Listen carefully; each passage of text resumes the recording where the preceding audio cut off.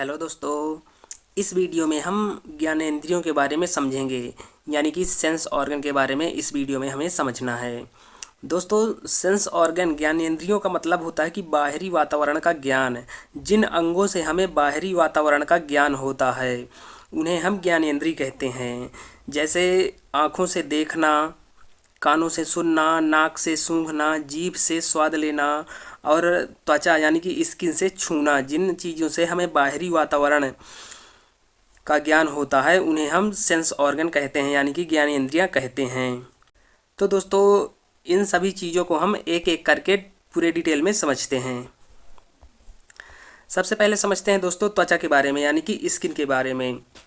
त्वचा हमारे शरीर का सबसे बड़ा भाग होता है, सबसे बड़ा और महत्वपूर्ण अंग होता है त्वचा हमारे शरीर का, जो हमें बाहरी खतरों से बचाता है, शरीर को नियंत्रित करता है और विभिन्न संवेदनाओं का अनुभव कराता है। तो दोस्तों, ये होती है स्किन। दोस्तों, त्वचा का अध्ययन डर्मेटोलॉजी कहलाता है। स्किन का अध्ययन डर्मेटोलॉजी कहलाता है। आंतरिक भाग संयोजी ऊतक का बना होता है। त्वचा का आंतरिक भाग जो होता है वो संयोजी ऊतक का बना होता है। और दोस्तों, त्वचा का जीवन काल जो होता है वो 4 हफ्ते या 28 दिन का होता है। उम्र बढ़ने के साथ साथ त्वचा का जीवन काल घट जाता है, कम हो जाता है। शरीर का सबसे बड़ा अंग होता है त्वचा, हमारे शरीर का सबसे बड़ा अंग होता है। दोस्तों, क्वेश्चन दो तरह से पूछता है। एक तो पूछेगा शरीर का सबसे बड़ा अंग कौन सा है, तो ये त्वचा हो जाएगा। और दूसरा क्वेश्चन बनता है दोस्तों कि शरीर में सबसे बड़ा अंग कौन सा होता है, शरीर में, तो ये लीवर हो जाएगा। तो इन दोनों क्वेश्चनों को आप लोगों को ध्यान रखना है। दोस्तों, हमारी त्वचा जो होती है, जो चमड़ी होती है, उसकी मोटाई एवरेज होती है 0.5 से 2 mm होती है। ये एवरेज होती है। और दोस्तों, जैसे हमारे पलकों की त्वचा होती है वो बहुत ही पतली होती है, और तलवे की जो त्वचा होती है वो मोटी होती है। एवरेज ये आप लोगों को ध्यान रखना है, 0.5 से 2 mm होती है। दोस्तों, त्वचा के कार्य समझते हैं। दोस्तों, त्वचा जो है तो कीटाणुओं से रक्षा करती है, क्योंकि त्वचा में लाइसोजाइम एंजाइम पाया जाता है जो कीटाणुओं से हमारे शरीर की रक्षा करती है। बाहरी परत में मेलानिन पाया जाता है। हमारे त्वचा में जो ऊपरी परत होती है वहाँ मेलानिन पाया जाता है, जो परावैंगनिक किरणों से रक्षा करती है। सूर्य से जो परावैंगनिक किरणें आती हैं उनसे ये मेलानिन जो होता है हमारी रक्षा करता है। दोस्तों, जो हमारी त्वचा का काला रंग होता है वो मेलानिन के कारण ही होता है। जिन लोगों में ज़्यादा मेलानिन पाया जाता है उनका वो डार्क होते हैं, यानी कि वो सांवले होते हैं, काले होते हैं। और जिन लोगों में मेलानिन की मात्रा कम पाई जाती है वो लोग गोरे होते हैं। उन्हें स्किन कैंसर का खतरा रहता है, यानी कि उनमें जो है तो पराबैंगनी किरणों से रक्षा कम हो पाती है। तो इस मेलानिन को आप लोगों को ध्यान रखना है, ये पराबैंगनी किरणों से रक्षा करता है। और दोस्तों, त्वचा जो होती है तो ये विटामिन डी, कैल्शियम के निर्माण में मदद करती है। सूर्य की रोशनी में हमें विटामिन डी मिलती है और उसमें से हमारे शरीर के लिए कैल्शियम मिलता है, जिनसे हड्डियां मजबूत होती हैं। दोस्तों, ये तापमान का भी नियंत्रण करता है। त्वचा जो होती है ये तापमान का भी नियंत्रण करती है। हमारे शरीर का तापमान 37 डिग्री सेल्सियस होता है या फिर 98 फ़ारेनहाइट। उत्सर्जन करता है। जैसे हमारे शरीर में बुखार आएगा, तापमान ज़्यादा होगा तो वो पसीना के रास्ते बाहर कर देगी। अवशोषण का काम करती है। जैसे चोट लग जाएगी हमें तो हम कोई क्रीम लगा लेते हैं, तो ये अवशोषण के माध्यम से ही उस चोट को ठीक करती है। तेल का अवशोषण करती है जिससे हमारी त्वचा चिकनी रहती है। तो इस प्रकार से इन सभी चीज़ों को आप लोगों को ध्यान रखना है। इसके बाद समझते हैं दोस्तों त्वचा की परतें। त्वचा की दोस्तों दो परतें होती हैं, मुख्यतः दो परतें होती हैं त्वचा में। एक एपिडर्मिस हो गई यानी कि अधिचर्म, और दूसरी जो है तो डर्मिस हो गई जिसे चर्म बोलते हैं। तो दोस्तों, पहले हम अधिचर्म के बारे में समझते हैं, एपिडर्मिस के बारे में समझते हैं। तो दोस्तों, जो हमारी बाहरी परत होती है उसे अधिचर्म कहते हैं या फिर एपिडर्मिस भी कहते हैं। इसमें रक्त नहीं होता। जो हमारी ऊपरी चमड़ी होती है, ऊपरी स्किन होती है, उसमें रक्त जो है तो नहीं आता। पसीना जैसे बाहर आता है तो उसमें रक्त नहीं आता। तो इस प्रकार से आप लोग समझ सकते हैं कि जो हमारी ऊपरी स्किन होती है उसमें रक्त जो है तो नहीं आता। मेलानिन के कारण हमें रंग प्रदान होता है। जिसमें जितना ज़्यादा मेलानिन होगा वो आदमी उतना ही ज़्यादा काला होगा। उस और ये जो मेलानिन है दोस्तों, तो ये पराबैंगनी किरणों से रक्षा भी करता है। यह त्वचा को हाइड्रेट करके रखता है। यह नई त्वचा कोशिकाओं का उत्पादन भी करता है। इसमें छिद्र होते हैं जो तेल को एब्जॉर्ब करता है और पसीने को बाहर निकालती है। तो दोस्तों इस प्रकार से इसको आप लोगों को ध्यान रखना है। अब देखते हैं दोस्तों डर्मिस यानी कि चर्म, दूसरी परत होती है, ये आंतरिक परत होती है। अधिचर्म जो है दोस्तों तो ये बाहरी परत हो गई, और चर्म यानी कि डर्मिस जो है तो ये हमारे शरीर की आंतरिक परत हो गई, हमारे चमड़ी की स्किन की आंतरिक परत हो गई। दोस्तों ये एपिडर्मिस के नीचे होती है यानी कि अंदर साइड होती है। इसमें संयोजी ऊतक, रक्तवाहिकाएं, तंत्रिकाएं, अन्य संरचनाएं जो है तो शामिल होती हैं। त्वचा को लचीलापन और ताकत प्रदान करती है डर्मिस यानी कि अर्म। दोस्तों इसमें ग्रंथियां मौजूद होती हैं, जैसे श्वेत ग्रंथि हो गई, तेलीय ग्रंथि हो गई। तो दोस्तों आप लोगों को ध्यान रखना है कि ये जो ग्रंथियां हैं तो ये हम ग्रंथि वाले चैप्टर में पढ़ेंगे। जस्ट इसके बाद हम पढ़ेंगे ग्रंथियों के बारे में, तो उस चैप्टर में हम सभी ग्रंथियों को देखेंगे एक साथ। दोस्तों जो हमारे शरीर में बाल होते हैं, जो रोमे होते हैं, वो इसी वाले भाग में होते हैं, डर्मिस वाले भाग में होते हैं। जैसे ये चमड़ी हो गई हमारी, डर्मिस वाला भाग हो गया, आंतरिक भाग हो गया। तो जो ये बाल के जड़ होते हैं तो ये इसी भाग में पाए जाते हैं, डर्मिस वाले भाग में पाए जाते हैं। बाल के जड़ जो होते हैं ये डर्मिस वाले भाग में पाए जाते हैं। तो इसको आप लोगों को ध्यान रखना है। इसके अंदर भी दो परतें होती हैं दोस्तों। ये जो डर्मिस होती है इसके अंदर भी दो परतें होती हैं। तो जो ऊपरी परत होती है उसे रेटिकुलर कहते हैं, और जो निचली परत होती है उसे पैपिलरी कहते हैं। तो इन दोनों परतों को आप लोगों को ध्यान रखना है। दोस्तों औद्योगिक के लिए प्रयोग किया जाता है। ये जो डर्मिस होता है, ये जो डर्मिस होती है, चमड़ी जो हमारी डर्मिस होती है, इसे औद्योगिक प्रयोगों के लिए उपयोग किया जाता है। जैसे चमड़े के बैग बनते हैं तो इसी डर्मिस के बनते हैं। चमड़े के बैग हो गए, बेल्ट हो गए, पर्स हो गए, जो चमड़े के बनते हैं, जो जानवरों के चमड़े के बनते हैं, तो ये डर्मिस के ही बनते हैं। तो इसको आप लोगों को ध्यान रखना है। अब देखते हैं दोस्तों कान। अब है कान, हमारा सेंस ऑर्गन में अब आएगा कान। तो दोस्तों इस प्रकार से होता है हमारे कान का स्ट्रक्चर, इस प्रकार का होता है हमारा कान। ये दोस्तों बाहरी भाग हो गया, ये वाला भाग जो है तो ये बाहरी परत हो गई हमारे कान की, ये बाहरी परत हो गई। ये बाहरी परत जो ऊपरी भाग होता है दोस्तों, ये तो इसे कर्ण पल्लव कहते हैं या फिर पिन्ना भी कहते हैं। ये बाहरी कान हो गया। दोस्तों इसके थोड़ा अंदर जाने पर जो ये खाली जगह पाई जाती है जहाँ से बड़ा छेद होता है तो उसे कैनाल कहते हैं, यानी कि कान की नलिका, ये कैनाल होती है। और दोस्तों ये जो येलो कलर में आप लोगों को दिख रहा है ये वाला भाग, ये होता है पर्दा। यहाँ से आवाज़ इस पर्दे में टकराती है इस प्रकार से। इसके अंदर ये जो ग्रीन वाला पार्ट होता है दोस्तों, तो ये 3 प्रकार की हड्डियाँ होती हैं, मेलियस, इनकस, स्टेप्स। ये 3 प्रकार की हड्डियाँ होती हैं दोस्तों, मेलियस, इनकस, स्टेप्स। इनके समूह को ओसिकल कहा जाता है। इन 3 हड्डियों के समूह को ओसिकल कहा जाता है।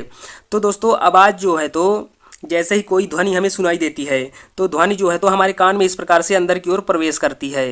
तो ये जैसे ही पर्दे से टकराती है, कोई भी ध्वनि जैसे ही पर्दे से टकराती है तो ये हड्डियां कंपन करने लगती हैं। ये तीनों हड्डियों के समूह को ओसिकल्स कहते हैं। तो ये जो ओसिकल्स होता है ये कंपन करने लगता है, इसी में से हमें ध्वनि सुनाई देती है।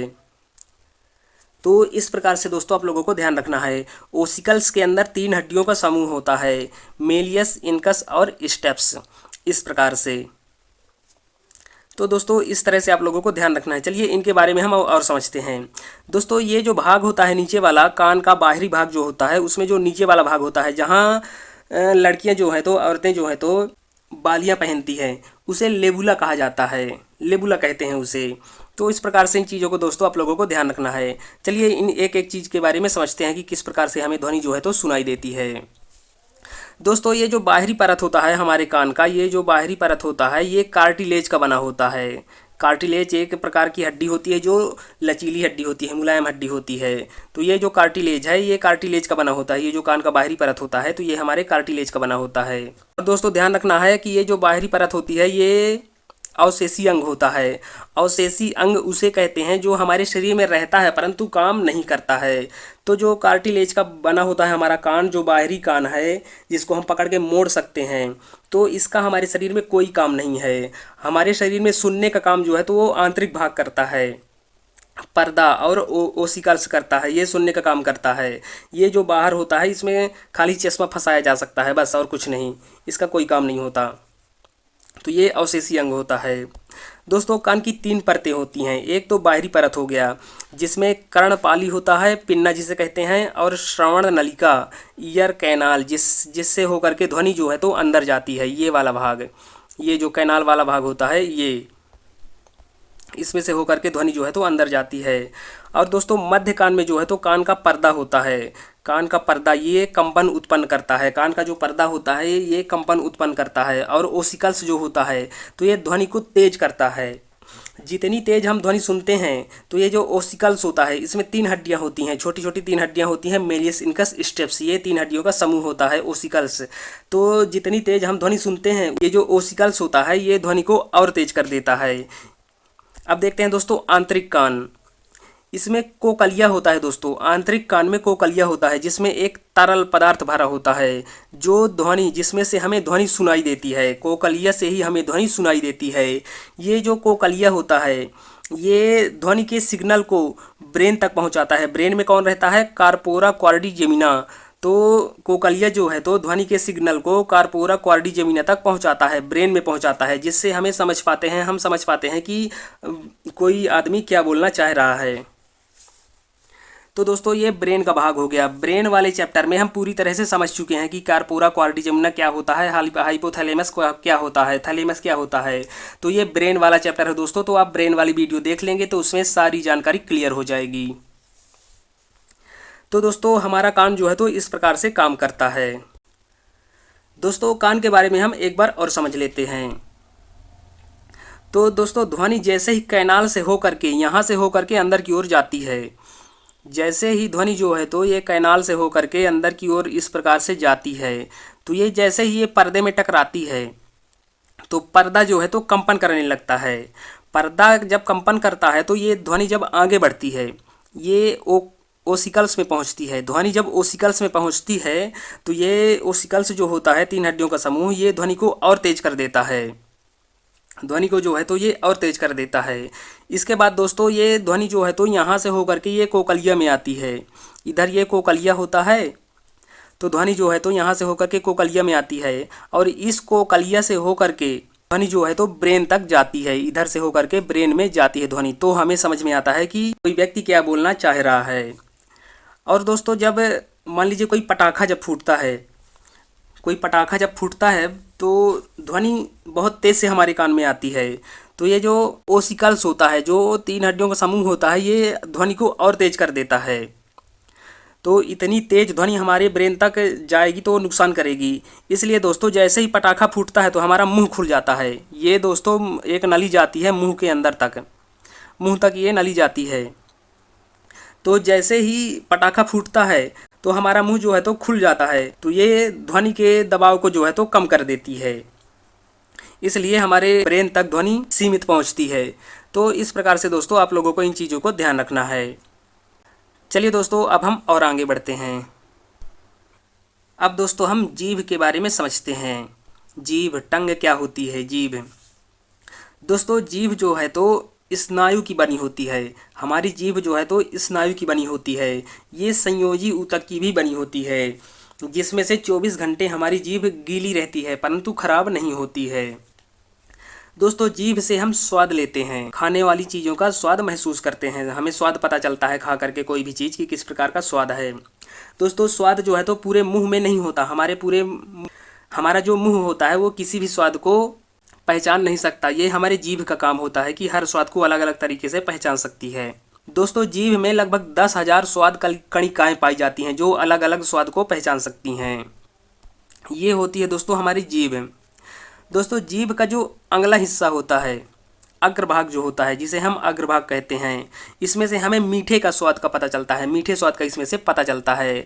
और दोस्तों ये जो ग्रीन वाला भाग होता है, ये जो ग्रीन वाला भाग दोनों साइड दिख रहा है, ये अग्र पार्श्व कहते हैं। इसे जो है तो अग्र पार्श्व कहते हैं। ये नमकीन चीज़ों का पता लगाता है, नमक का पता लगाता है। नमक का स्वाद इससे हमें पता चलता है। पश्च पार्श्व है, ये वाला एरिया जो दिख रहा है ये पश्च पार्श्व है। तो इसमें से हमें खट्टेपन का पता चलता है। ये पीछे वाला जो भाग होता है इसमें से हमें खट्टेपन का पता चलता है। और दोस्तों जो ये आखिरी वाला भाग होता है ये जो आखिरी वाला भाग होता है इसे पश्च कहते हैं। इसमें से हमें तीखे का पता चलता है। ये जो आखिरी वाला भाग होता है इसमें से हमें तीखे का पता चलता है। और दोस्तों जो बीच वाला एरिया होता है इसमें कोई भी किसी प्रकार का स्वाद नहीं होता है। ये जो बीच वाला एरिया होता है इसमें किसी भी प्रकार का स्वाद नहीं होता है। तो इस प्रकार से इसके बारे में आप लोगों को ध्यान रखना है। अब दोस्तों नाक के बारे में समझते हैं। नाक का जो रास्ता है, हमारे नाक का जो रास्ता है ये सांस को अंदर खींचने के काम आता है, सांस को अंदर ले जाने का द्वार है। हमारा फेफड़ा जो है तो सांस को खींचता है, तो ये नाक से खींचता है। तो दोस्तों इसके बारे में आप लोगों को श्वसन तंत्र के बारे में पता चलेगा, तो वो वीडियो आप लोग देख लेंगे तो उसमें से सारी जानकारी क्लियर हो जाएगी। डिस्क्रिप्शन बॉक्स में आप लोगों को लिंक मिल जाएगी। तो दोस्तों जो नाक के अंदर बाल पाए जाते हैं वो जो है तो गैस को छानने का काम करते हैं। जो ऑक्सीजन हम ग्रहण करते हैं उसको छानने का काम करते हैं। जो गैस में ऑक्सीजन में धूल कण होते हैं उनको छानने का काम करते हैं। नाक से जो चिपचिपा पदार्थ निकलता है, सर्दियों में जो चिपचिपा पदार्थ निकलता है उसे म्यूकस कहते हैं। नाक में दोस्तों लगभग 1 करोड़ के आसपास ऑल्फैक्टरी लोब होते हैं जो सूंघने के काम आते हैं। तो दोस्तों ये जानवरों में जो है तो ज़्यादा मजबूत होती है। ये ऑल्फैक्टरी लोब्स जो होती है तो ये जानवरों में ज़्यादा मजबूत होती है। जैसे कुत्तों को देख लीजिए आप, कुत्ते 10,000 चीज़ों को अलग अलग सूंघ कर अलग अलग तरीके से पहचान सकते हैं। ये जानवरों में जो है तो बहुत मजबूत पाया जाता है। तो दोस्तों इस प्रकार से इन सभी चीज़ों को आप लोगों को ध्यान रखना है। दोस्तों इस वीडियो में हम स्किन, नाक, आँख और कान के बारे में समझ चुके हैं। इन 4 चीज़ों के बारे में दोस्तों इस वीडियो में हम समझ चुके हैं। अब हमारा बचा है आँख। आँखों के बारे में दोस्तों हम अगली वीडियो में पूरे डिटेल से समझेंगे। तो दोस्तों इस वीडियो में बताई गई जानकारी समझ में आई हो तो इस वीडियो को लाइक करें और अपने दोस्तों में शेयर करें। इसके साथ ही हमारे चैनल रिवीजन स्टडी जीके को सब्सक्राइब करें जिससे अपलोडेड वीडियो की अपडेट मिलती रहे। धन्यवाद।